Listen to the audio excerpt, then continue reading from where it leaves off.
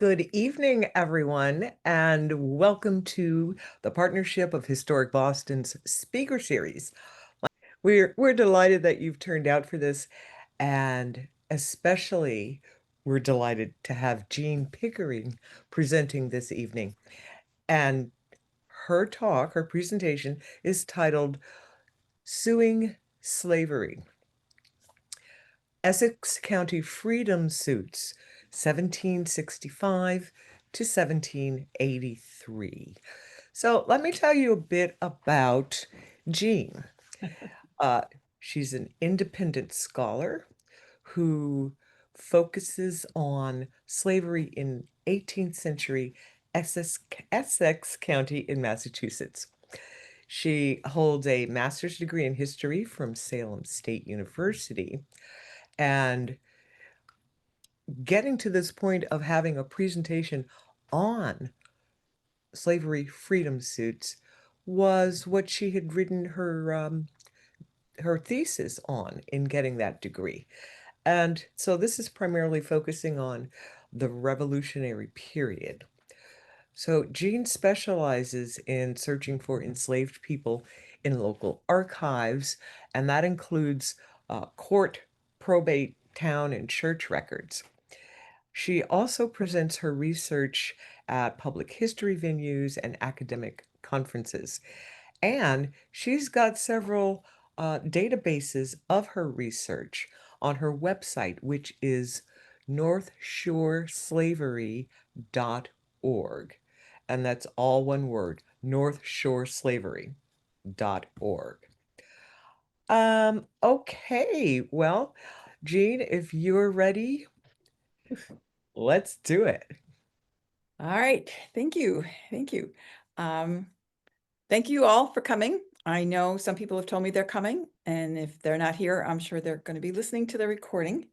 Uh, a little bit about my background. This has been kind of a third age project for me about 10 years ago. I was closing out my website design business, and I decided to start taking some courses in history at Salem State University.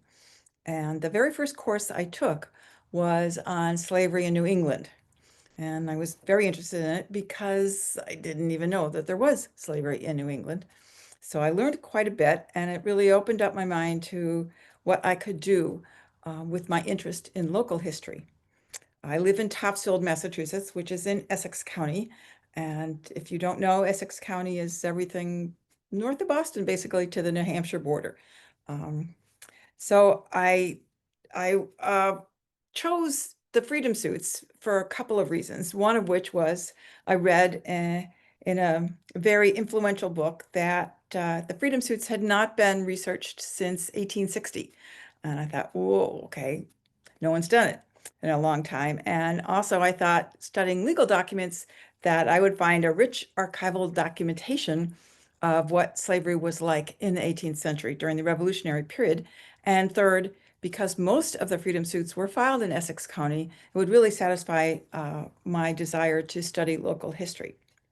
So what I discovered was that, first of all, what I discovered greatly complicated the traditional story of how slavery ended in Massachusetts. And the traditional story, which we'll cover a little bit later, is that in 1783, there was a court case brought by a woman named Elizabeth Freeman, and she won for her freedom, and she won it because the judge ruled that under the new Massachusetts state constitution, there could be no slavery.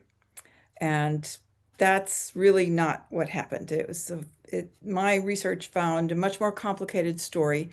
It also found a much more complicated story about really what slavery was like in the North, in the rural areas. Most of the slavery that had been studied in the past had been studied in Boston, which makes sense. About half the enslaved people lived in Boston. But Essex County was number two in terms of the number of enslaved people living here. And it had a mixture of urban, Salem and Newburyport, and rural areas. So, and then I also raised several questions that I have still yet to answer, which is really how does slavery end in a society? And also then what is the connection between the ending of slavery and the Revolutionary period amongst the majority of the people who lived here.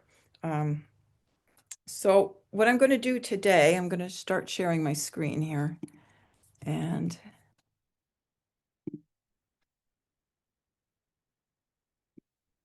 okay.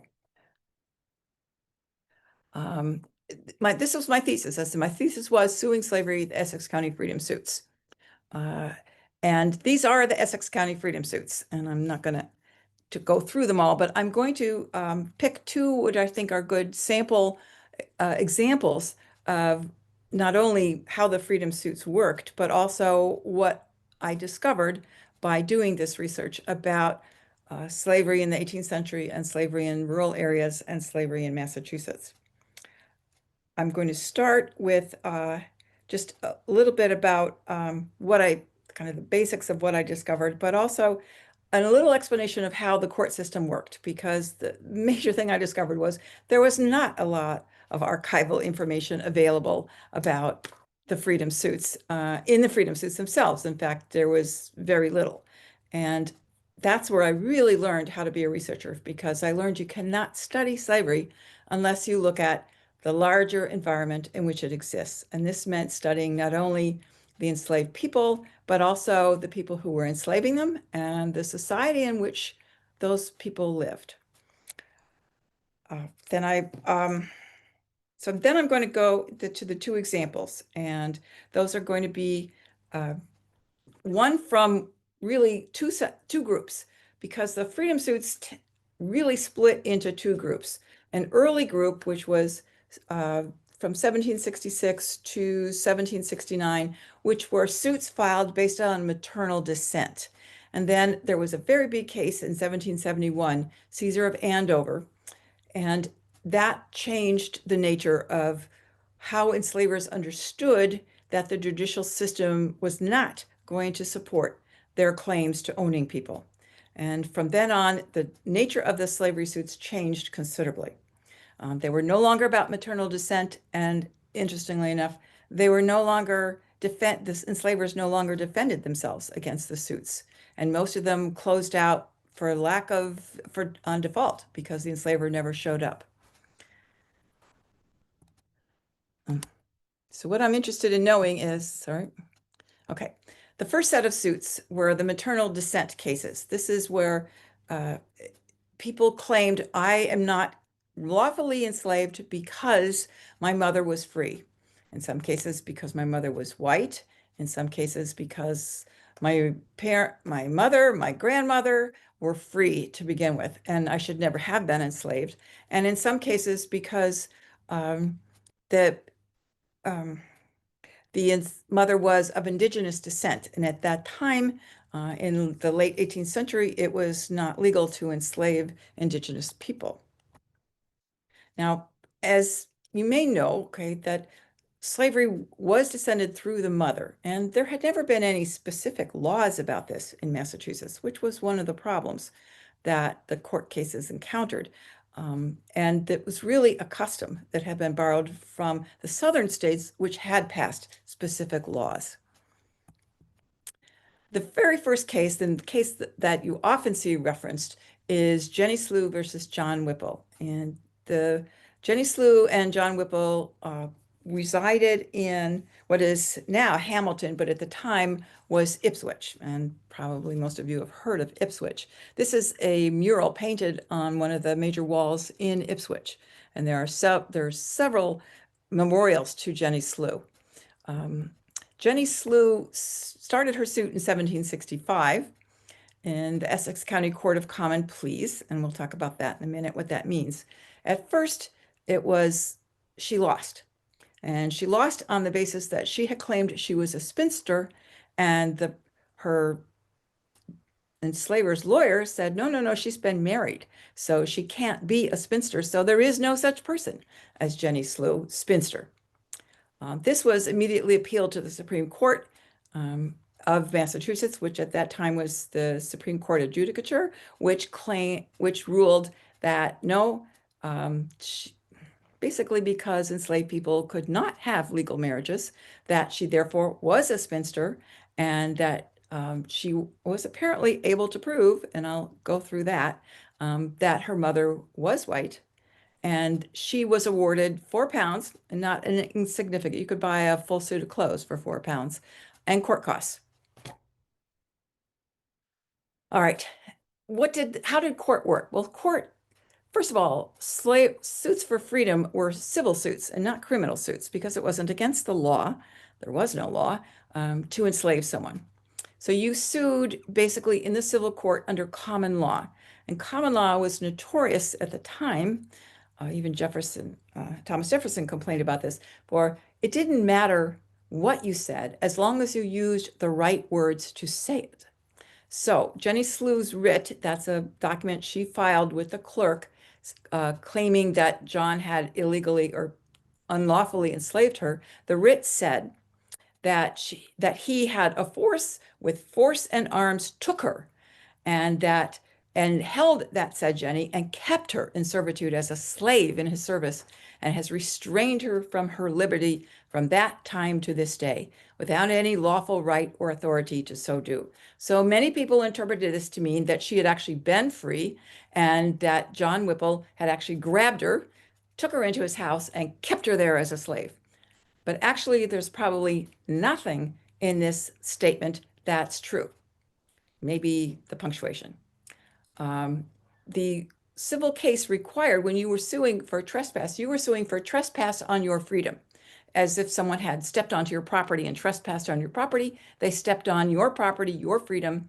And so there had to be a specific date that this took place. You had to claim that it was done with force and that it continued for a certain time, from that time to this day, without any lawful right to do so. So that all of those words are really because this is a civil suit depriving her of some of her property, and that property was her liberty.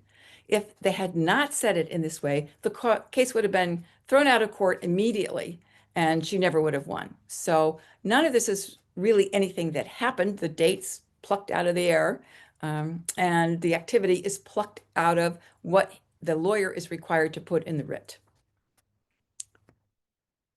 So what did happen? Well, what we know now is that Jenny Slew called a bunch of witnesses, and the witnesses were all from Beverly, which was just south, within an easy couple hours ride from Ipswich, maybe even an hour less, 4 or 5 miles at the most. And all of these people, as I found, who in 1765 were really quite elderly for the time period. And they had all lived in Beverly in an earlier time period. Jenny Slew was supposedly about 50 years of age. So that would put her birth around 1715. And all of these people were adults, either adults at the time or old enough to have remembered her mother and her birth, or old enough to have lived with her or near her or known of her in her youth. So from this, I'm surmising that the reason she called these people was because she knew they knew her mother had been white. Who her mother was is never revealed in court. I have a supposition about this, and this is one of those interesting little historical puzzles, that there was only one Slew family in Essex County in all of the 18th century. They lived in Beverly. They lived in North Beverly, near where most of these people lived. And they were a white family, but they were extremely poor. And at that time, there were really only 3 Slews left. One man who had married and moved to Salem, another man who had never married, or had married, but, and a third daughter who never married. And she was about the age, she was probably in her early 30s in 1715. Very, very poor. And we don't know where she lived. She wasn't a respectable member of the community. She didn't belong to the church. I suspect she probably was living as a servant in someone's house, and therefore knew or had an acquaintance of some kind with an enslaved man. And as a result, and we don't know how, of that acquaintance, we have Jenny Slew. And she was she was probably raised in the household that her mother was working in. Her mother died when she was probably about 10 years old. And people, she was just kept. She was obviously a person of some African descent. And in time, people just forgot that her mother had been white and she was kept as a slave, eventually, probably sold to the Whipples, who lived, as I said, just a short period north. Um, why did Jenny Slew wait until she was in her 50s? Well, she had married when she was in her about mid 30s, and she married a man who was enslaved, and she couldn't live with him. Slaves could not live together if they were enslaved in different households. And he was eventually moved up into New Hampshire when the family that enslaved him moved up there, and he had died up there. But the Whipples were getting on in years, and I think she was becoming concerned what was going to happen to her when John Whipple died. He had no descendants. She would probably be sold. At her age, at 50, she's not really going to be worth very much. She might have been just thrown on the good graces of the town, which were not very good, not very graceful. And I think she wanted to have one more chance at independence and also to make her own choice as to what was going to happen to her. The the example there is really to show you that what I learned about these cases, I learned not from paying attention to what the legal language was, but who was called, and that the cases were really just the documentation was really about who was to be paid for being a witness. All of these people I know they were there because they all were issued a writ to come to testify. They were then paid for their time and travel. And it's those payments that the court clerk was keeping track of, just as the clerk kept track of the court costs. And those were primarily the court costs, the lawyer's fees, and the payments to the witnesses. These witnesses may or may not have testified in person. They may have sworn out a deposition, but there are no depositions on file, which there would have been if there was an appeal. So I suspect they all gave oral testimony. So really, there are no transcripts kept of the cases. The court doesn't even have to write down who the attorneys are. So a lot of this has to be supposition. So the second case that I really want to get into is Ned Lewis versus Solomon Dodge. And there were two cases really. Ned Lewis was a 16-year-old, so he could not sue on his own. But his mother could sue as his near friend. Again, a common law term. She filed suit or tried to file suit in 1766 and didn't have to because her enslaver immediately withdrew. I'm sorry, I have to move out of the sun here a little bit. And the interesting thing about her case is that her attorney was John Lowell of Newburyport. And this is the John Lowell who eventually ended up in Boston and founded the big Lowell family. His attorney was Benjamin Kent. And initially, Solomon Dodge lost his case. He was the enslaver of Ned Lewis. He lost the case, but John Lowell immediately appealed it. And in the end, Lewis did win his case for £7. But what really happened? Well, let's start at the beginning. In 1714, in Boston, two free Negroes, as they were called, Anthony Tins and Amote, were married in the church, and their marriage was recorded by the city clerk. And in 1715 and in 1716, they had two children, but the one I'm interested in is Lydia Tins, and she was baptized in the church. Lydia shows up again in Newbury in the 1730s. There's a man in Newbury. He's runs a business associated with building boats, and named Benjamin Coker. And Benjamin Coker, I believe, probably had some sort of chronic illness, probably heart disease, and he thought he was going to die. So in 1731, he signed a will. And in these days, you didn't sign a will unless you really were on your deathbed. People did not prepare their wills ahead of time. And he left his Negro manservant, Cujo, to his wife. And once his wife died, to his son. 2 years later, Benjamin Coker is still alive, but Lydia Dyer is recorded as marrying Cujo in Newbury. And in September, she gives birth to a girl named Violet, who's baptized 2 years later, and gives Lydia gives birth several more times. Now, Lydia is free and she's recorded as being free in the church records and in the city records. She has several children, but they don't seem to have survived. And Cujo himself dies in 1736.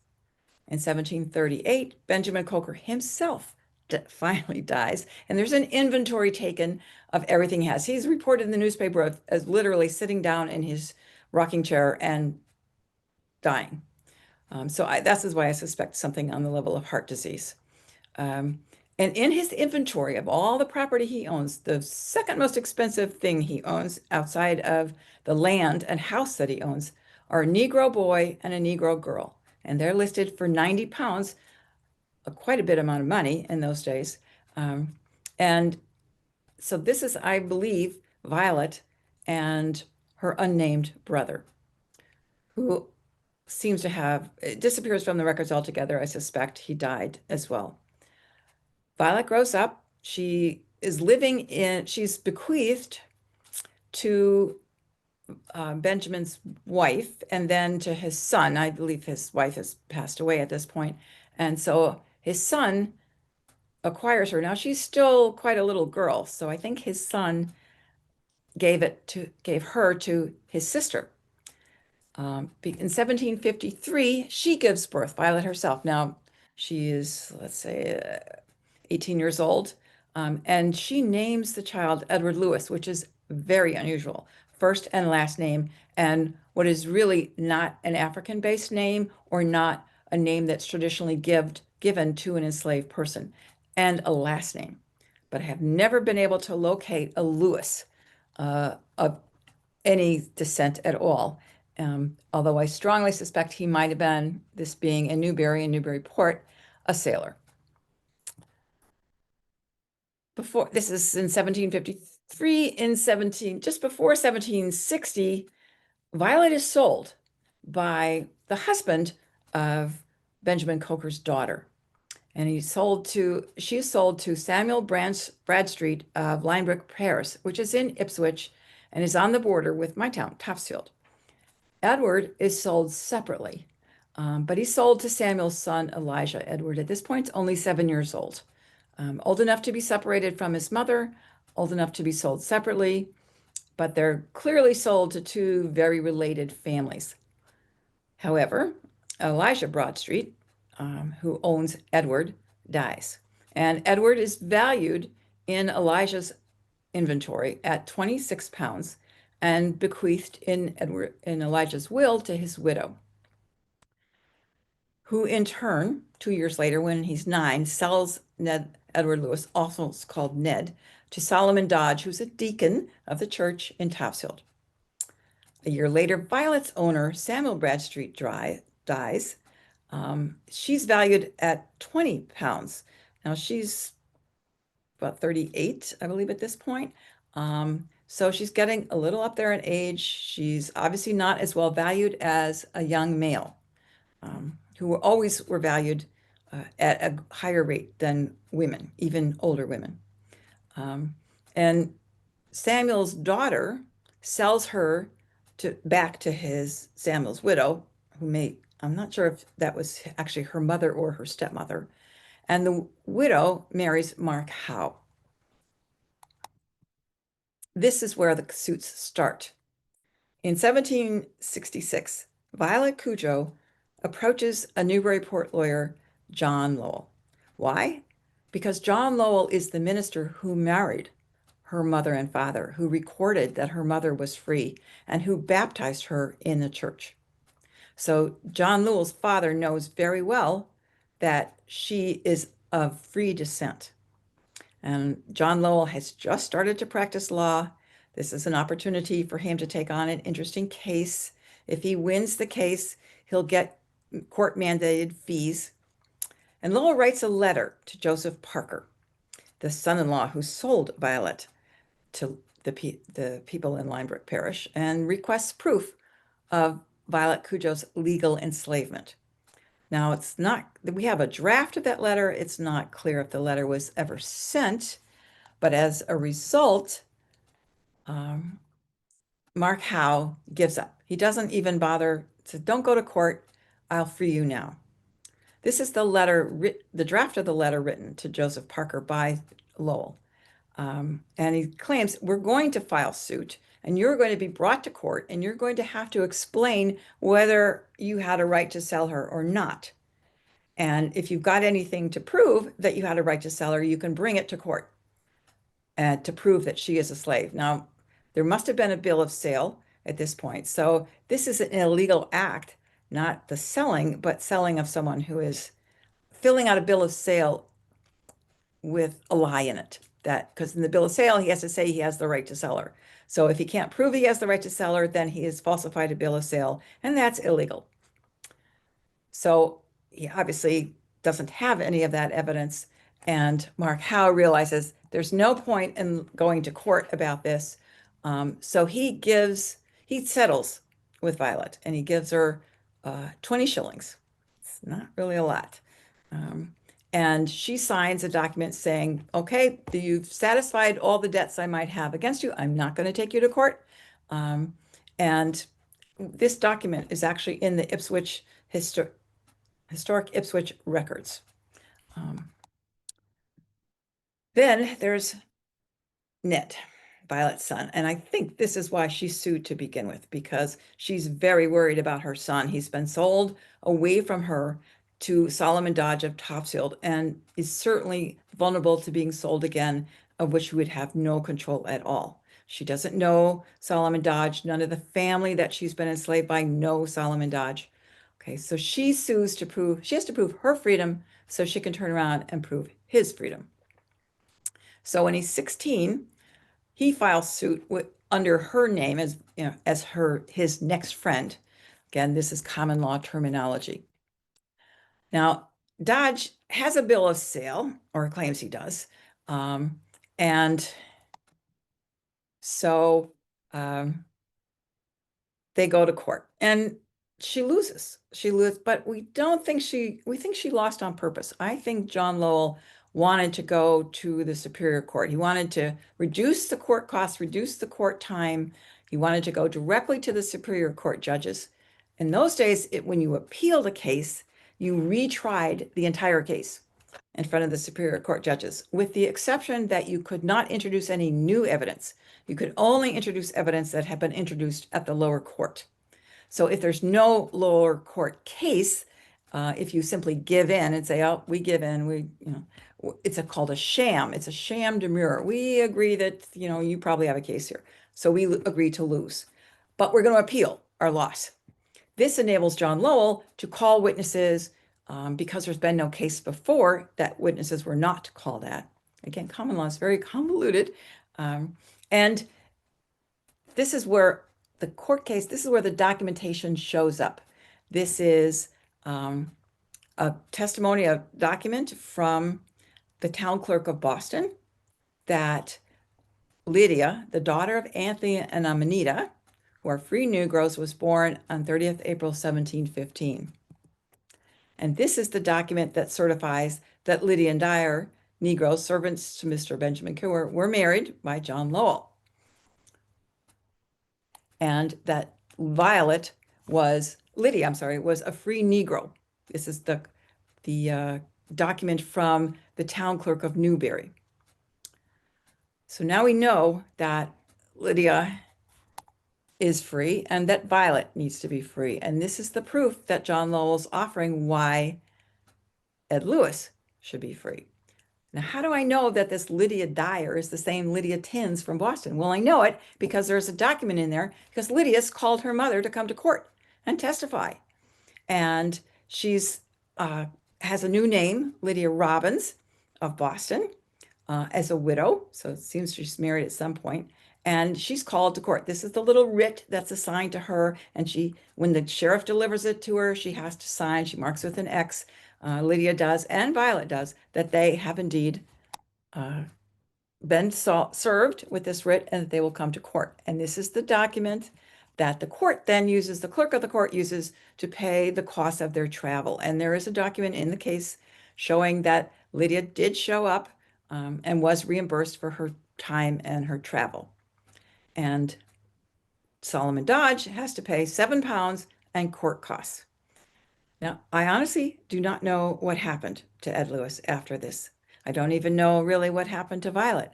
I do know that Ed Lewis is still a minor because the year following, John Lowell files a guardianship paper with the court that he's assigned to be the guardian of Ned Lewis.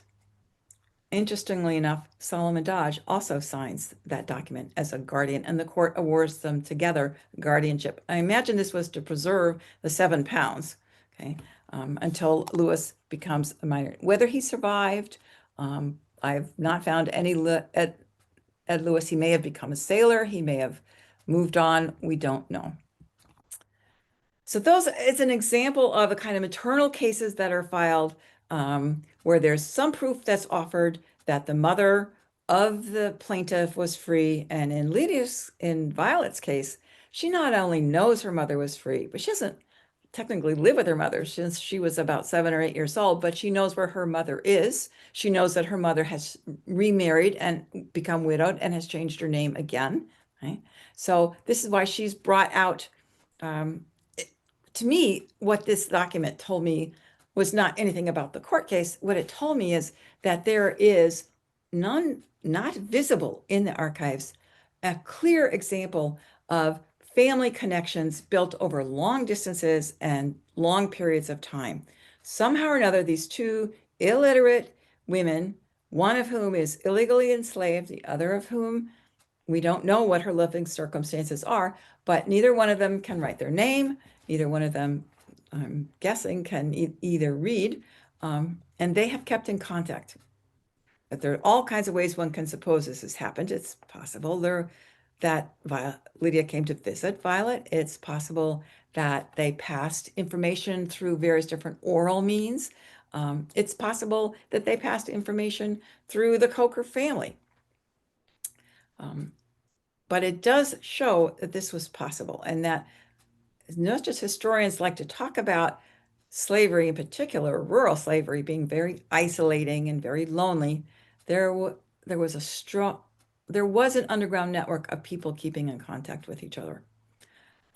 And there were family histories. Lydia's clearly passed her family history on to Violet. And Lydia knows her family history.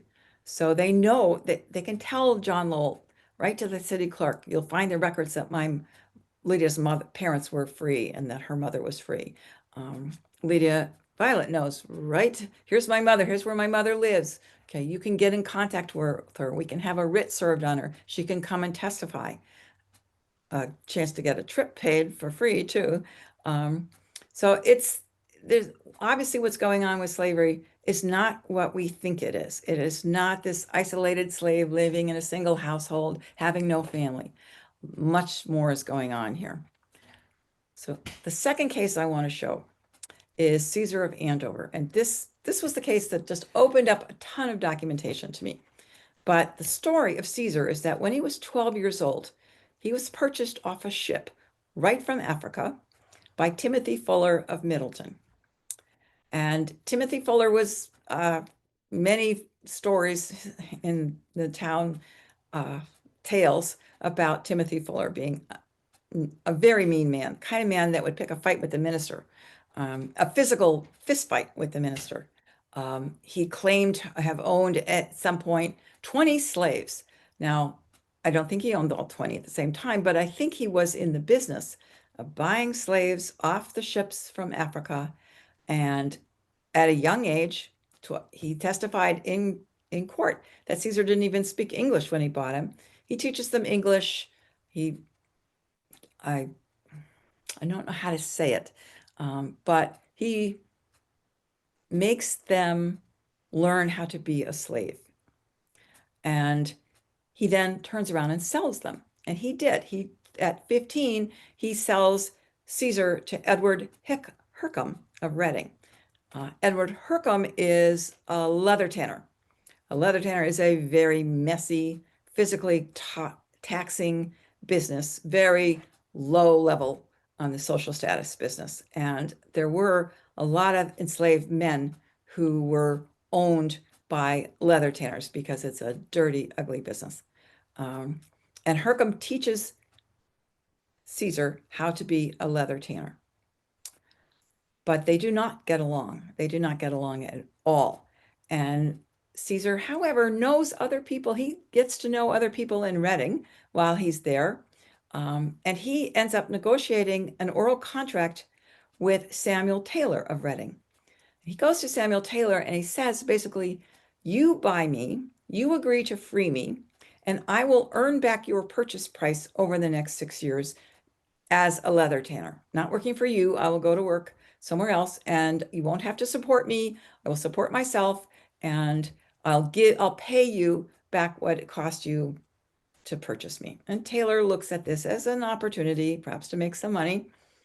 And he buys Caesar from Hercom. And there's a bill of sale. But it doesn't go well. Caesar has we'll go into what happened to Caesar, but basically Taylor becomes very disenchanted with Caesar and decides he's not making the money that Taylor was hoping he would, and he turns around and sells Caesar to Walter Smith. And Caesar files suit because he says Taylor has broken the oral contract he had with me. He freed me by making this contract with me. He doesn't have the right to sell me. This is the first case that is not based on maternal descent. All right, so how did this happen? Well, it starts out with that, I'm going to skip ahead a little bit. Well, I'm going to have to go back and explain it. There is a lower level case, and the Caesar is represented by Nathaniel Peasley Sargent, MP Sargent, a very well-known local attorney, and Samuel Taylor is represented by Benjamin Kent, who is maybe not such a good attorney because he forgets to do one thing. He does not introduce the bill of sale into the case at the lower level. And as a result, they lose the case. So he appeals it. And Caesar turns around and hires John Lowell, who's now becoming known as a fairly good attorney. And Samuel Taylor fires Benjamin Kent and hires John Adams. How does he come to hire John Adams? I mean, John Adams is there living in Boston. Well, John Adams, all attorneys lived on the circuit. All courts were on the circuit. Court met 4 times a year in Salem and Newburyport and Ipswich, and I believe again in Salem. And all the court, the judges, the attorneys, all en masse would go to Salem, and there would be court week. And you could go and speak to one of these attorneys and show him your case, and you could hire him. How much it cost was mandated by the state. You had to pay the clerk to file a writ. Then the lawyer would be sure that the writ was written correctly and using correct common law language. The case might be heard. It would be put on the docket. It might be heard in that court week. It might be postponed. It might be postponed till next court week, which from Salem might be in Ipswich, or from Ipswich might be in Newburyport. You would have to go there. If you had witnesses, they would have to go there. You would have to get writs filed out for your witnesses. So it's going to start costing you some money. It's not an easy thing to do. And it might be postponed 3, 4, 5 times. I found cases that went on for 2 years before there was actually a case heard. And your case would be heard with 3 judges and a jury. A jury is 2 men from each of the towns in Essex County who are selected by pulling their names. Each town pulls the names of all the eligible jurors out of a hat. And those 2 people are then on the jury for that court week in that town. So each time there's going to be new juries as well. As I said, Hercom does not introduce the bill of sale. I don't know why. Maybe they couldn't get a hold of it in time. Maybe Benjamin Kent was just a poor lawyer. But they lose the case. And Lowell then Lowell and Putnam Lowell takes on the case of the appeal. The appeal is heard much more quickly. The appeal is heard the next time the Superior Court meets, which meets again on a circuit which meets twice a year. And you have to file a bond when you appeal. At the time, you have to announce at the time of your loss that you're appealing your loss, and you have to sign a bond. So you've got to get somebody to put up some money for you to have the appeal. The case is then reheard at the Superior Court level, and you bring all your witnesses back. Usually at this point, they can come and give written depositions and give an oath that this is their true, this is the truth. You, as the plaintiff, or you as the defendant, are never allowed to testify because you have to swear an oath that you will tell the truth. And there's very strong belief there is no way anyone's going to tell the truth when they are suing or they are being sued. So by prima facie, you are already perjuring yourself. So you're not even allowed to testify. There's no transcript kept. If there is written testimony, that will be recorded by the clerk, and that will be kept by the clerk. It will be introduced at the appeal. If it was introduced at the lower court, you are allowed to call some but you're not allowed to introduce new evidence. You might be allowed to call some new witnesses, but not new evidence. So the first thing that John Lowell says is there's no proof that Samuel Taylor owned Caesar. There's no proof that he's even a slave. You have to throw this case right out. It's just ridiculous. And this is a very serious charge. So then Adams replies, well, I want a postponement. So it's postponed for 6 months. And Adams comes back and he's built up his case. And he said, just look at the fellow. Obviously, he's a slave. Why? Because of the color of his skin, because he's obviously of African descent. And the court has to decide if that is enough reason to assume that Caesar is enslaved, truly a slave. And the court rules it's not. It's not enough reason. There has to be some sort of proof that this person has been legally enslaved, and there's no proof that Caesar has been legally enslaved. So they rule for Caesar. Adams says in court, Negroes are presumed to be slaves and they must prove that they are free, not that someone has to prove that they're legally enslaved. Just as in property, a defendant has to show that he owns the property before he's allowed to say, you've trespassed on my property. And that common law, not state law, but common law states that children take the status of the mother. So children of slaves are automatically slaves. But of course, Caesar's mother wasn't a slave. She was an African in Africa. He's been brought here. So Lowell and Sargent say you can't apply property law to human beings, to people, to moral beings.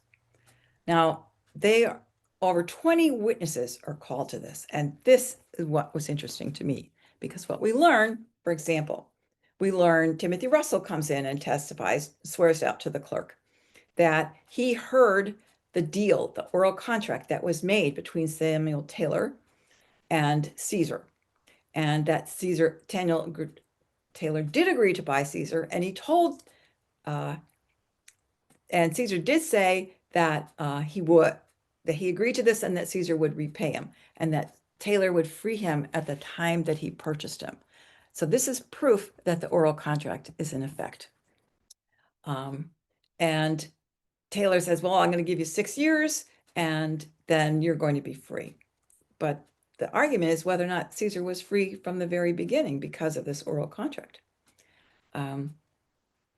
So there's a long testimony by Timothy Russell, who's sworn before a justice of the peace, has sworn this out. There's another piece of testimony writing little tiny pieces of paper saying that Caesar tried to rent a house once he was purchased by Samuel Taylor. He tried to rent a house with another white man. And James Turner, the owner of the house, refused to sell a house to a black man. But he so he went to Samuel Taylor, and Samuel Taylor says, all right, I'll stand good for what the house is going to cost. What I thought was interesting was that Caesar has now some sort of partnership with a white man, and they're going to live together in this house. So obviously there's a lot more interaction going on between Black and white people, particularly at these very low social, low income levels than we've been led to believe, or really that documentation has left behind. This is my most interesting one. a woman comes in, and I suspect Caesar a, has a, I guess you call it, he's wanted to marry this woman, Tamar, and Samuel Taylor has denied him the right to marry this woman, Tamar. But they're apparently living together because Anna Whitaker knows this because she just lives a few yards away from where Caesar's living in this house. And she's seen Caesar and Tamar in bed together as husband and wife. Now, how in the world did she see this? I can only imagine her peering through the windows, wondering what's going on in there. Right? And she has no problem testifying that this is what she's done. She also testifies that Caesar's been complaining um, that Sam Taylor keeps bugging him for the money, and Caesar's having difficulty getting enough money together. He's had some difficulties with the leathering. A lot of his first leathering is destroyed, and he has to kind of start over. He has to go to the man who sells skins and buy more skins and then bring them back and start the process again. How this first batch was destroyed is not clear. He's working in kind of a WeWork sort of place where a space that he's renting some space and he's renting some of the materials that are needed to cure leather, um, basically ammonia pits. Um, and his too much water was added and it ruined the whole batch. Why? How? He doesn't say. It could be sabotage. It could be just incompetence on part of Caesar. It could be it rained. Um, so Caesar goes back to buy more skins. And this is where he learns that Taylor's given up on this deal and sold him to an innkeeper in Danvers. So Taylor doesn't even have the decency to tell Caesar that he's done this. So there is a court case, and there's a recase in June of 72 with John Lowell saying, you can't prove this guy's enslaved. They have it. I can prove there's an oral contract. So either way, this means that Caesar is free. And the court goes, all right, you're right. We're not going to just assume he's enslaved. We're not going to assume that there has to be some sort of freedom piece of paper for Caesar. And we're going to accept this oral contract. And we're going to charge Samuel Taylor 25 pounds in damages and court costs, which is far more if he had just given up to begin with than he would have had to pay. So this is the beginning of the second set of freedom suits that started with Caesar of Andover, where enslavers stop defending themselves in court. Now, remember, this is a big case. There are people from Lynn that are coming in to testify. There are enslaved people coming in to testify. There are white people coming in to testify. They're all over the map. And case is held in Newburyport.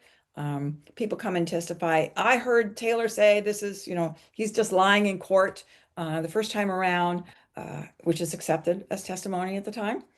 And so obviously this case is talked about quite a bit. And a lot of people around the county know about this case. All of the jurors are going to know about this case. This must have been the talk of the county. And the talk of the county that the jury clearly didn't think this Black man was enslaved. And the judges had said, you can't just assume a Black man is a slave or any person of African descent is a slave. That's pretty big news. That says really the judges, the juries are not going to support you in court. And if it costs Samuel Taylor 25 pounds plus court costs, it's going to cost you that much if you try to defend yourself. And the attorneys are now, I believe, because from then on, all of these cases, the enslaved person shows up, there's a writ filed, and the enslaver doesn't show up. Often he doesn't even have an attorney that shows up. The enslaved person wins his case immediately on default and is awarded 1 penny by the jury. So, as my advisor said, they get nothing but their freedom. Some of them are in slightly different circumstances, but then I want to show you one of those. This is a bill of sale that is introduced in the court. And what interesting part of this is that Thomas Chadwick is saying, I'm selling you this man, Timon, for 60 pounds, but I don't have a clue where he is. He's about 32 years old. He's absent, and if you can go and find him, then he's yours. I thought that was very interesting. What do you mean you don't know where he is? I clearly at this point, enslavement is starting, the bonds of enslavement for some enslaved people are starting to loosen, particularly in the area of Andover. If you notice, all of Timon is enslaved in Andover, Buzo is enslaved in Andover, Prince is enslaved in Andover, often within the same family. Chickering is a son-in-law of an Osgood daughter. Um, there are 3 cases, that says 4 Osgood cases, all in Andover. And the news is getting around, not only amongst the people who are enslaving, but amongst the slaves themselves. So that all, if you go to court, that you're going to win. And you may not get anything, but you will get your freedom. And Rose is the, I'm going to show you about Rose. Well, I guess I'm not. So all of these cases are going on throughout the Revolutionary War period. And the last case that I found was in Newburyport. Vanderhoed is one of 2 brothers who have come up from Suriname, which was owned by the Dutch at that time. And they've brought this slave. There's actually a record of them bringing this slave, Adventurer, into town. Adventurer must be told within days of arriving by other enslaved people, you can get out of this. All you have to do is go to court. Okay? He finds some lawyer willing to file suit for him. And I'm sure the lawyer that whoever Vanderholt spoke to said, forget it. It's going to cost you more money than it's worth. Just let it go. So they don't show up in court, and Adventurer wins his penny and his freedom. That doesn't mean to say that slavery doesn't continue to exist. Here in 1770, just about halfway through the freedom suits, we're still seeing ads for people, young children, to be sold. We're still seeing young women. Here's a woman, 20 years old. She already has a 3.5-year-old child. Okay. Here, there are children being given away for free. This is not uncommon. A woman with a young child is not a woman who's working full-time for you. And a woman may have died in childbirth, and you have this child that has to be fed. And so you're going to give the child away, or you're just going to get rid of the child by giving it away. And if you heard Gloria Whiting's talk yesterday, or you get a chance to hear the recording, she has an excellent story about what happens to happens to a child who is given away like this. So this is still going. 1776, there are still men who are running away. There are still ads for runaway slaves. There is also, this is the 1773 ad, there are men going around purchasing slaves, healthy slaves, male or female, who have some skills, working country skills, farming skills, who are young, and I'm willing to buy them. This reminds us of something, which is that slavery is a market-based system. A person who is enslaved has property value that is market determined. So when that person is sold, it's the market that determines what that price is. When that person is bequeathed in a will, they're inventoried, and it's the market that determines what that price is. And if they have value, the recipients of the will may turn around and sell this person, especially if they're young, especially if they're a child. And I have many cases I've seen where families are split up because they're sold to different people by the executor of the will. Again, even little children. And this is 1775. There are still people appearing in the probate wills. I'm currently doing a study of probate wills. There are still people who are being offered, some sold, some bequeathed, some offered their freedom, provided that they don't cost the town anything. And there's not usually any money left to this person who's given their freedom nothing but their freedom. I'm assuming in this case he believes Primus has some way of supporting himself. This is a big deal, though, if this man had had any descendants, because he's giving away someone that they might be able to sell for 40, 60 pounds, or maybe not. Because my argument would be these ads are starting to dissipate.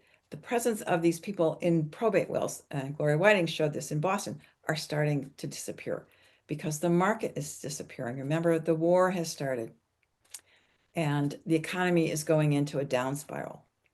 So if you have a slave, you might sell that slave quickly to the man going around buying the county buying slaves. And we'll see another case where that's true. You might also, if that slave wants to take you to court, you may say, it's just not worth it. I don't have the money to support myself, and I don't have the money to lose a case. So I'm just going to let it go. So the market value of people is starting to decrease as well. There are also many calls, and there's a large abolition campaign going on by enslaved people in Boston, and Gloria Whiting also talks about this. They're filing numerous petitions to the legislature, asking that either they be given a chance to be free, or that something be done to help them. And they give many different arguments for that, particularly religious arguments. And this religious arguments are starting to hold sway in New England as well, because there are a lot of ministers now who are arguing that slavery is a sin, and that not only can you not escape sin by owning a slave, but the state, the community cannot escape sin by allowing slavery to continue. To the point where the legislature has proposals put in front of it for gradual emancipation. Gradual emancipation is not so great, really, because it means you have to be a slave until you're 28 years old and then you'll be free. Well, by that point, your major productive working years are gone. And if you had any children before you're 28, they are still enslaved. Other states are trying this, and it means slavery has what we'd call a long tail. There are people still enslaved in New Jersey in the 1850s because New Jersey had gradual emancipation. So gradual emancipation is not so great, but the legislature doesn't even bother. That it they do have a proposal to eliminate slavery, and John Adams is at that point at the Continental Congress meeting in Philadelphia, and they write him saying, we're thinking about passing this law, and John Adams throws up his hands and says, no, that's a huge mistake. Don't do it. If you do that, they already think we're rabble rousers, we Massachusetts, and we can barely hold on to these southern states coming in and forming a rebellion. And if you do that, they will never join us. So the legislature tables it because the South doesn't want it. The legislature forms a draft constitution in 1778, and they dutifully write in a recognition of slavery for the very first time, writing it down, and denying free blacks voting rights. It's rejected at the polls. Every town gets to vote on this, and it's rejected by a vast majority of people. And some towns write in saying slavery is a sin, slavery is wrong, we cannot allow slavery. There are other aspects of this Constitution. Basically, the legislature's given themselves all the power and the governor has none, and that the towns don't like either. So it's not a full-throated defense of slavery that the Constitution is rejected. But a new one, John Adams, comes back from Europe and joins the committee that writes the new state constitution. And he borrows right out of the Declaration of Independence the phrasing, all men are born free and equal. And being John Adams, of course, he has to modify it a little bit to write it better. The right of enjoying and defending their lives in liberty. And it is this state constitution that in 1783, Elizabeth Freeman goes to sue. She claims she's heard this, and we don't really know, actually, because much of this is reported about 40 to 50 years later by the daughter of the man who is helping Elizabeth Freeman become free. And she tells this story because it really puts her father in a shining light. There is no court records, as we know now, to verify that this is what the judge told the jury, you have to free this person because the state constitution says so. There are no reports in the newspapers. There are no letters from one lawyer to another saying, oh, no, now slavery's been outlawed by the Constitution. In fact, we know already that it's been dying out, that market reasons and the fact that the judicial system, primarily, I believe, due to these court cases, is fading away in terms of its support of slavery. Okay. And there's also another case, Quock Walker, which might even make a stronger argument, but those are dropped as well. Elizabeth Freeman's owner goes to the state legislature, the general court, and says, I have 14 slaves and you can't outlaw slavery. You're going to bankrupt me and I'm going to sell them off to Connecticut, which is probably what he does. And in fact, we know that there's on the edges of Massachusetts that border New York, which still has slavery, and Connecticut, which still has slavery, and Rhode Island, okay, there are slaves being sold off. And so as a coda, I'll offer you this example. And Juno Larcom is probably the least documented freedom suit of all of them. There is a record that there was a writ filed, but the writ doesn't exist because her enslaver died. And so the case was dismissed before it ever got in front of a jury, and the writ was not kept by the clerk since there was nobody to charge the writ for. And there's only this, and this is a handwritten transcription of something that is claimed to be the writ that, or claimed to be testimony that Juno Larcom has given to the judge, which we know cannot be the case. There's nothing legal about it at all. But it says this: please, Your Honor, my mother came to Captain Henry Hendrick 60 years ago, and my mother was an Indian woman. She came from Roanoke and North Carolina. And we know that this was taking place. Okay?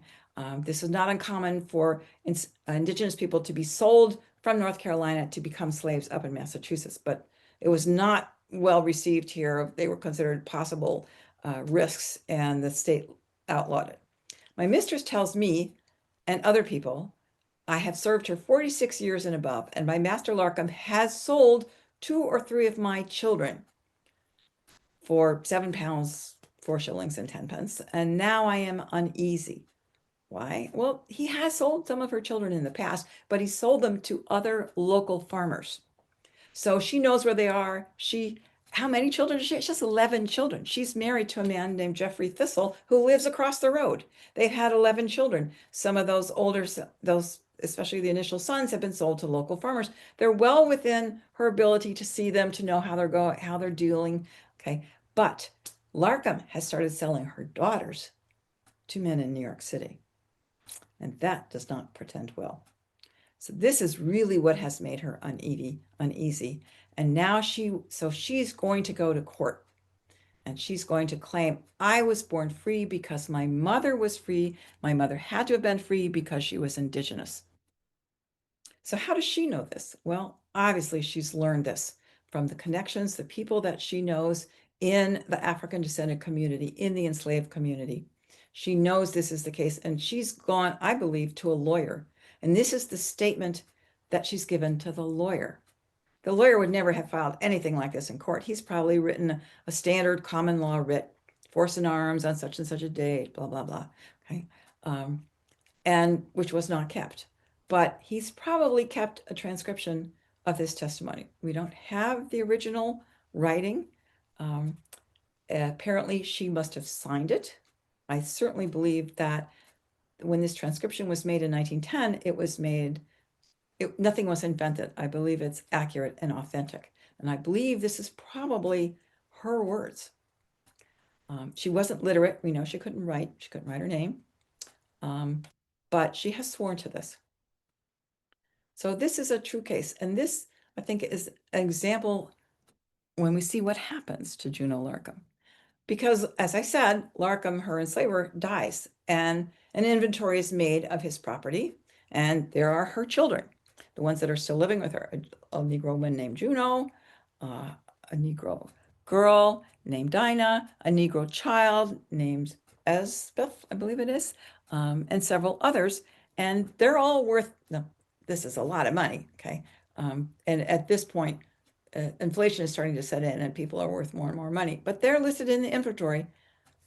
However, by the time the case gets to probate, the executor writes that the 106 pounds, 14 shillings and 4 pence that the inventory claimed was property owned in 7 Negroes has been removed from the inventory because they appear to have claimed their freedom.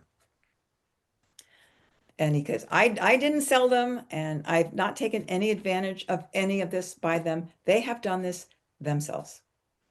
And so what the historic Beverly, and I give a lot of credit to them, have done an amazing job researching Juno Larkham and what happened to Juno Larkham after Larkham died, starting with this will, but going on to what her children did. We now know a great deal about Juno Larkham, and I strongly recommend that you go to their website and go visit them. They have a wonderful exhibit about Juno Larkham. As I said, we know this is not even a true court case. It never really even made it to court, but we know what happened. And I think this testifies, this statement, claim their freedom, testifies to what the enslaved people were doing.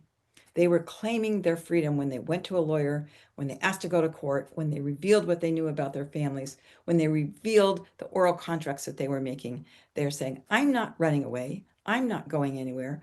I'm not going to let myself be sold. I'm going to claim my freedom. And they did.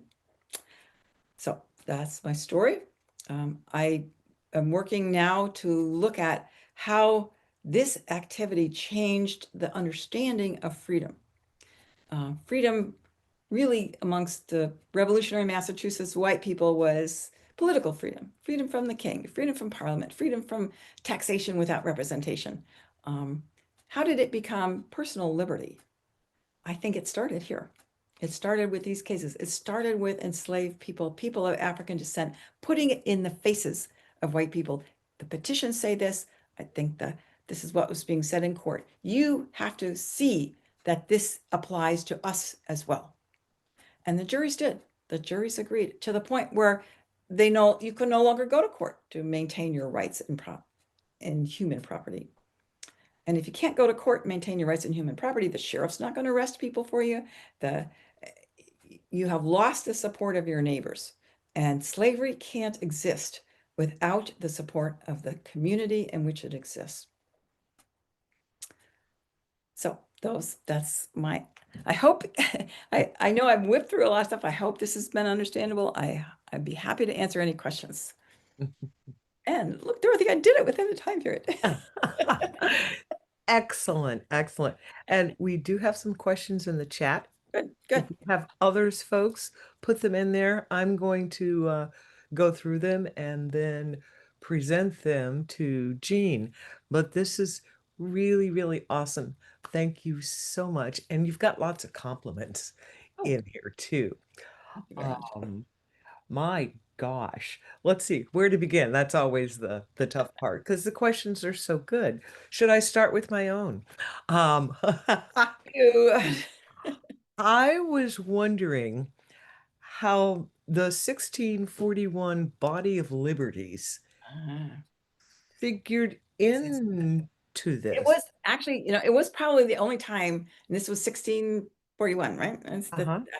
And it said in there that there shall be no slaves, except, big except there, except those who are sold to us as enslaved, or those that we capture in war. Because the Uh-huh. understanding, and especially in the 17th century, that war captives, you could just kill war captives. If you didn't kill them, then you had the right to their labor. You had the right to Uh-huh. own them, to make them work for you. So they're really thinking at this point about the indigenous people, because we know they're going to war with the indigenous people, and we know they're capturing indigenous people and enslaving them. And so eventually this causes them so much trouble that they stop doing it. But they can then claim that the African descended people who are being brought, the captives being brought from Africa, okay, are Yep. being sold to them. And there's a little indication later on that although it's hard to find it, that maybe this, then the question is, okay, what about the ones who aren't? What about the children of those African descended people who show up? Okay, what are they? Okay, well, Virginia's already said, if their mother's a slave, then they're a slave. Um, and Mm. not if the father, uh, which is Uh-huh. an interesting question. But uh, I think Massachusetts just borrowed this. It just became the understanding within the colonies that the children of enslaved women were enslaved, legally enslaved. And this is kind of what the court cases in the beginning, the maternal cases, are starting to push up against. You know, Yes. it Yeah, also shows that this is not quite so cut and dried as everybody likes to think it is. right. That there's a lot of loosey-goosey stuff going on here about, okay, is this person really a slave? Well, they look like should be a slave, so that they are. You know, a lot of this stuff. Therefore, yeah. Therefore, so Uh-huh. Yeah. it was Um, never repealed. Actually, George Moore, who wrote this History of Slavery in Massachusetts in 1860, the last person to study the freedom suits, mm, he was a big supporter of the North, and he was just practically rabid about how slavery was legal in Massachusetts until the Emancipation Proclamation, or actually until later on to the passage of the 13th Amendment. Uh, mhm. so, and yeah, he actually might be right about that. Although, again, Yeah, that's judicial, that's legalistic stuff. There's no support for slavery. right. There is still, I mean, there's still some slavery going on. There's still people being held, they might as well be slaves. Mm, The towns are forcing people of African descent to work for them for no pay. I mean, they become slaves of the community. And, but there's a growing body, and this is where I'm also looking into what's going on in terms of a growing body of freed people who are doing pretty well for themselves mhm. given the restrictions of the time. So there's a Yes. lot of civil pushback by the African community, African American community at that point. Yeah. Um, Here's a good question. How did these enslaved people afford lawyers? How do you afford to take a case to That's a court? good question. Well, the state dictated what fees lawyers could collect and what the clerk could charge. And then the person who lost, the jury would award the court costs. You have to pay court costs of not only yours, but the plaintiffs or whoever won. So Mhm. I think they're taking them on credit. They're not going to take a case they think they're going to lose Right. because they know they're not going to get any money out of this enslaved person. I also think they're saving up the money. Why did it take Violet 3 years to go back and file suit? Okay, it's going to cost, she's going to have to pay uh, I believe a shilling, or maybe 5 shillings to the clerk for the writ. Maybe Lowell, probably because his father's been bugging him about it, is probably doing it on credit, but he's probably not going to fund that 5 shillings. It took her 3 years to earn 5 shillings. And I think that's why she waited. So yeah, they're doing it by saving up literally their pennies. Right. Wow. Hmm. Okay. Another early question during your talk was, what were the laws that prohibited the enslavement of indigenous people? Or were there Well, I'm any? not as indigenous slavery really was much more prevalent in the 17th century because Yes. by the end of the 17th, because there were a lot of indigenous people here, and it took almost a century Mhm. to reduce their numbers considerably. Wow. And what they did do, they tended to ship the captives in war, the male captives, off to the Sugar Islands, which Yes. was really a sentence of death. They would keep the women and the children, Mm, and they would keep them as slaves in their household. They would also um, they had all kind of tricks and things to really impoverish indigenous people. And then their creditor would go to court and say, I should get to have his labor for 5 years, 10 years, whatever, to pay me back for what he owes me. So there were a lot of judicially created enslavement. But mm, this caused a lot of problems because all of the indigenous people had family, they had tribes, they had kin, they had claims. So it tended to make their free kin and very upset and caused more problems for particularly the people moving out to Western Massachusetts. So in the end, the state decided this isn't really worth it. And besides, now this is the turn of the century. Now we got a lot more of these African captives coming in. We can transition over to them. So it Mhm. wasn't that there weren't indigenous.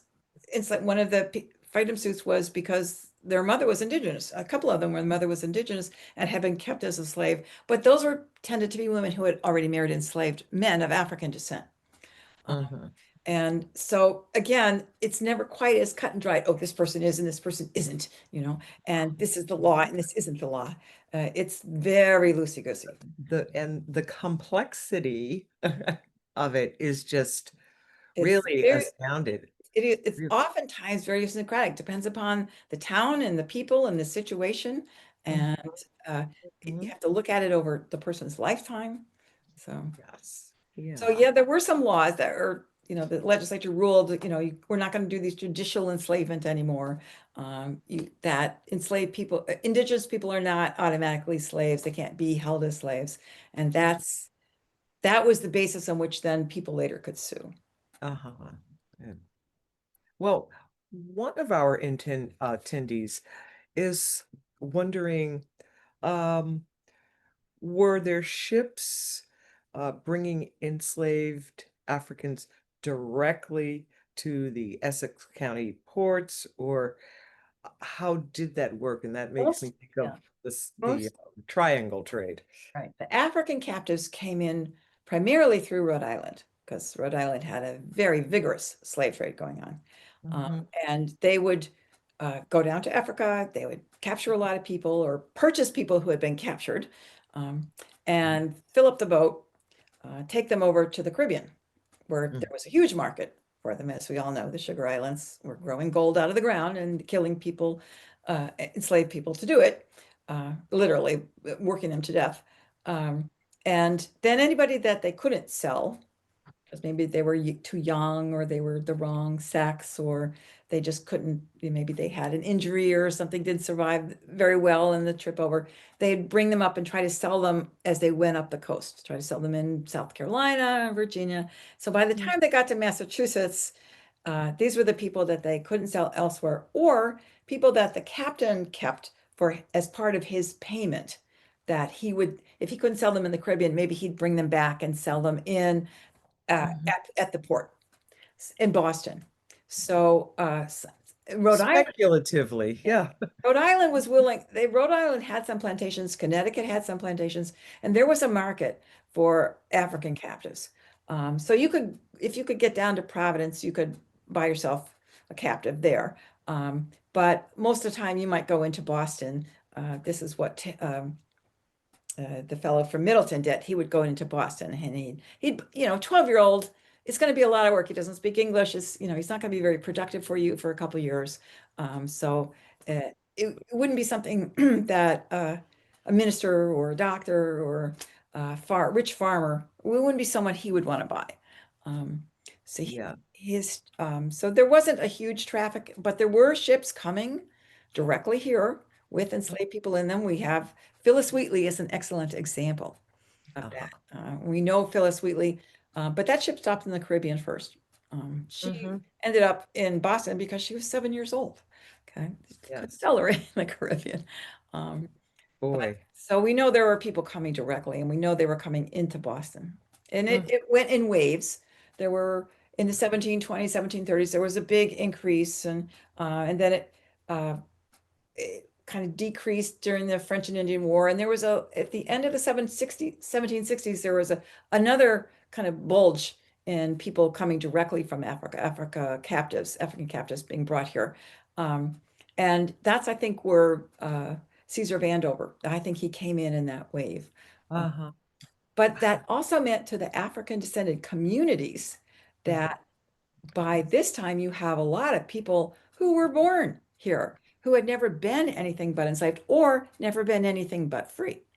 Um, Yes. and that wasn't in the South, there were huge numbers of African captives being brought in even after the United States was formed. So there were a lot of people coming into the plantations who were Africans and speaking African languages and worshiping African religions, and that changed the community there quite a bit.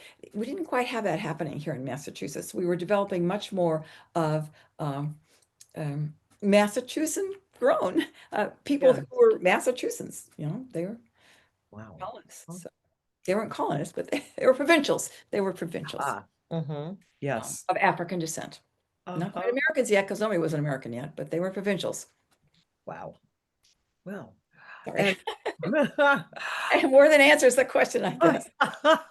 it it answers it very, very well.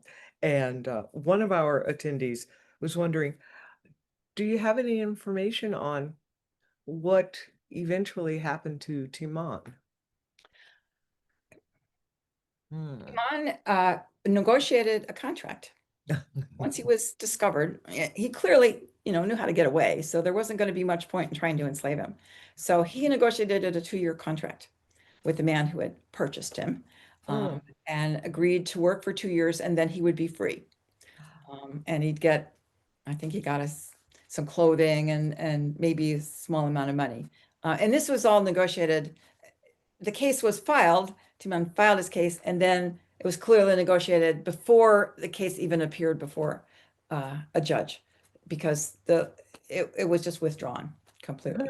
So we know that that apparently was successful.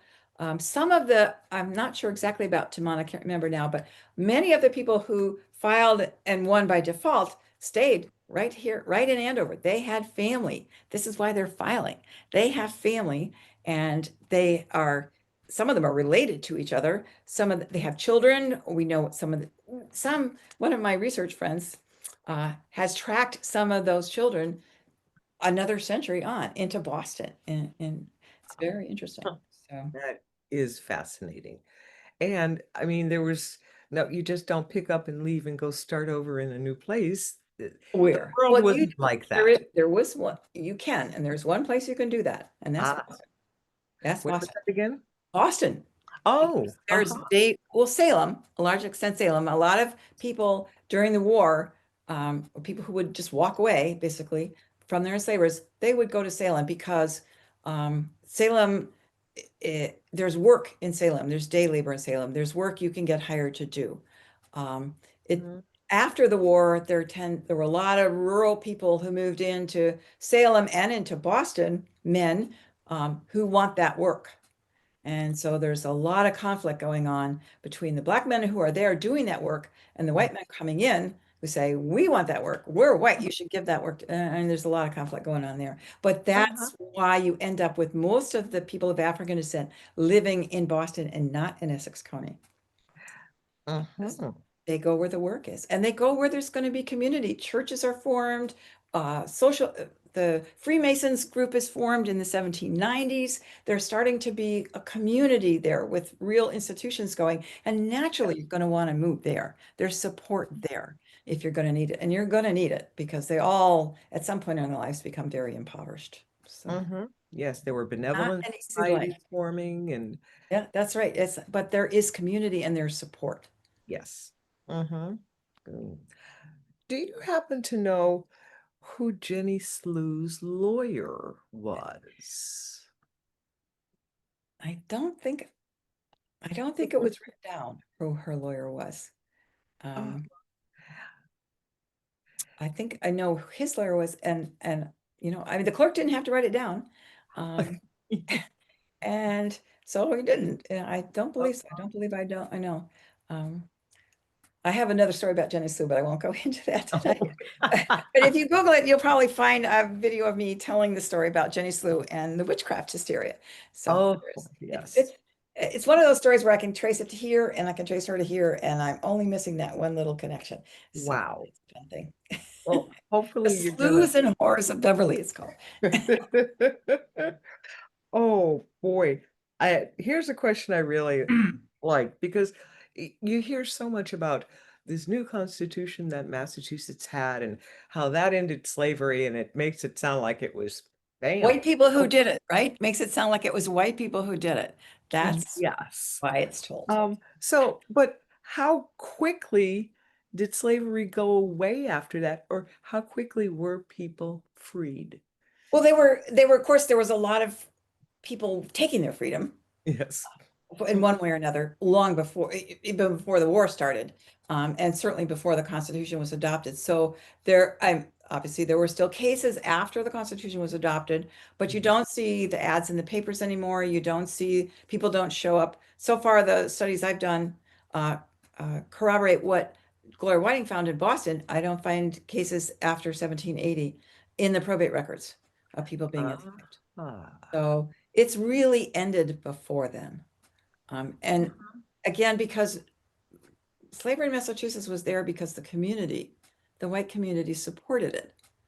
The Yes. clerks supported it, the courts supported it, the lawyers supported it, the sheriffs supported it, the people who captured runaway slaves supported it, the church supported it, the ministers supported it.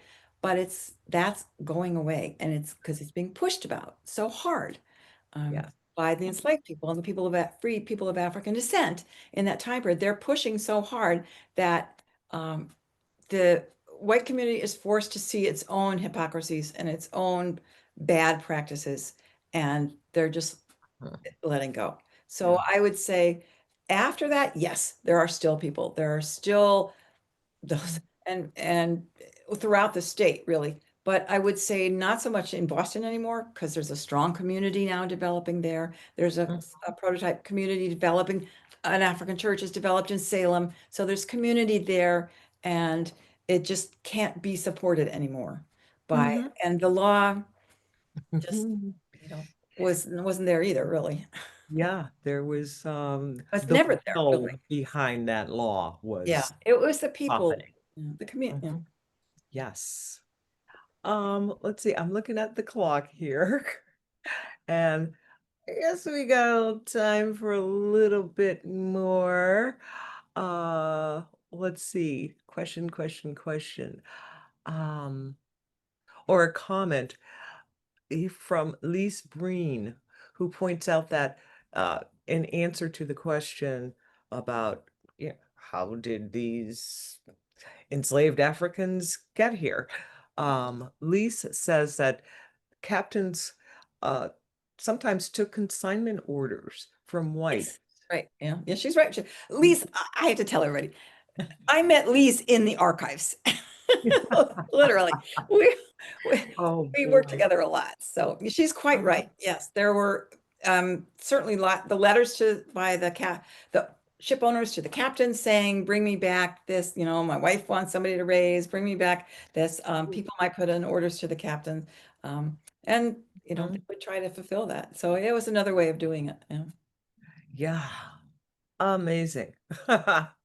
But that's, you know, thinking changes too. Yeah. Um, but I'm going to make one more comment here about the Adams lawyers. So John Adams uh, assumed that Africans were de facto natural slaves. That's what he was arguing. You can just look at him, you can tell. They're not usually, which call it profiling. Uh, Of the most extreme, yeah, I would go Colonial with that. profiling, yes. Yeah. And his son, though, was the lawyer Ah, John Quincy. for the folks on the Amistad. That's right. That's right. And again, I think it shows there was a sea change in thinking. Now, it's Mhm. not that John Quincy was a great abolitionist by any means. Right. Yeah. You can give him some credit for what he did with Amistad, but and his argument against the cutting, not allowing petitions to be brought to Congress to abolish slavery, but he was not out there on the front lines. He was, William Lloyd Garrison or anything like that. Um, John Adams was a lawyer in 4 freedom suits Mm. on the side of the enslaver all 4 times. And he wrote later complaining that he never met a jury that ruled for, all the juries always ruled for the enslaved people, not the enslaver. Never met a jury that wasn't in favor of the slave. Well, yeah, because Fascinating. he lost 4 cases. My husband loves Absolutely that part. You should fascinating. tell everyone that about John Adams.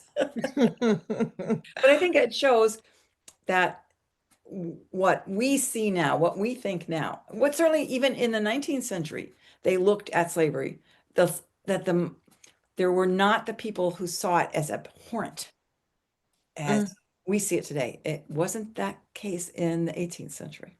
yeah. It existed. Wow. Ah, so things have changed. Well, a little bit for the better. Yeah. Well, great. I think we are a little bit past our time. Well, Thank you I for just want to say, sharing. anybody, if you go to my website, you can just write me at jean@northshoreslavery.org. If you have further questions, if I can answer any, I'm happy to. And I love talking about this stuff. So, Me too. as Lise can tell you. And okay, so Jean's website is listed now in the chat, so you can find it there. And we still got more stuff going on. It's always happening. So the next program that we have is a walking tour, which is called, as you can see here, 1630 from Shawmut to Boston. So that's the Shawmut Peninsula into whatever be- became Boston as it changes size and grows. So that's going to be June 24th, um, 6 to 7:30 p.m.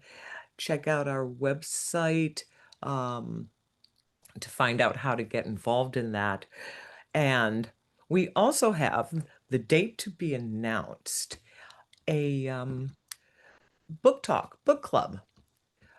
Title of the book is A Storm of Witchcraft. It's by Tad Baker, and we don't have a date for that yet, but keep an eye on or visit our website often. Also, you can visit our website and make donations to us so we can continue providing this type of content because it's very fascinating. It's unknown, largely unknown. And what's very interesting is once you start looking for this kind of information, you'll see that in some cases it's been there all along. You just have to know how to look. Hiding in the archives. Yeah. Mm-hmm. And how to read between the lines, as I like to describe it. A lot of stuff there. Very So much. here you can scan the QR code there, and it'll take you to our website where you can donate and find out other information. Also, is this being recorded? And will it be on our website? We do record things, so check our website in a few days, and we'll see what's there. Okay, yes. So the video will be up soon. Wow. And also, as part of that, we're going to send the participants, you folks, a survey to take about the program. And we'd love it if you answered us so we can, know which direction to take our programs in.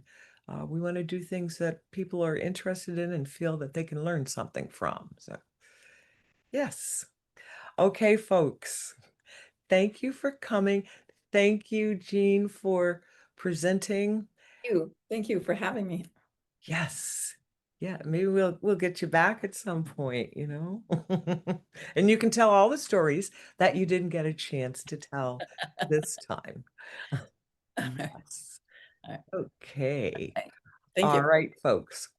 We are gone. Have a good night, everyone.